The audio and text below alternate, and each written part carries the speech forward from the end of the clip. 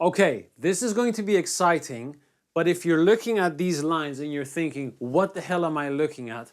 I highly recommend you either make our traditional model first, or at least watch the lesson in which I explain the construction theory of the canvas so that you can look at this with ease and don't get confused, okay? So let's get into it. First of all, what do these lines represent? The white lines represent our fabric forepart and our side body panel. The reason why I've dotted lines here on the side body panel is because it's not that important. So don't think that it's something special other than the forepart. The wide white lines represent the inlay that we have added to our pattern on the fabric. Every time we are making our canvases, we use the fabric that's cut out with the inlay. The orange lines represent the body canvas. It goes all around right here, extends into the armhole and goes towards the sides. Then we have the blue lines.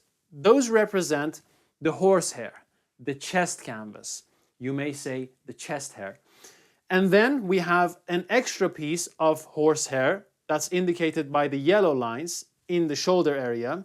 And last but not least, we have the purple lines that represent 𝗬𝗲. So, what do they stand for and what are these lines representing? Let's begin with the body canvas. That's the orange line. So, the body canvas is simply a duplicate of the forepart. As you can see, it follows the contours. There's a little bit of an addition all around, all the way to the side, for the exception of the side right here and the shoulder area, because we are going to have a seam that separates the shoulder from the body.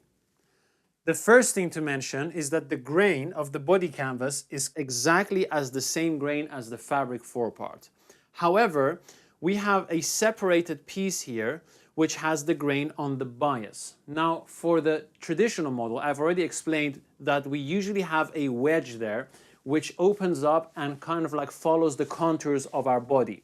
However, on a pagoda model, we're not going to have a wedge. We are going to put that piece on the bias so that we can stretch out the shoulder and the armhole area to create a concave upwards and a concave forwards effect on the surface of our canvas.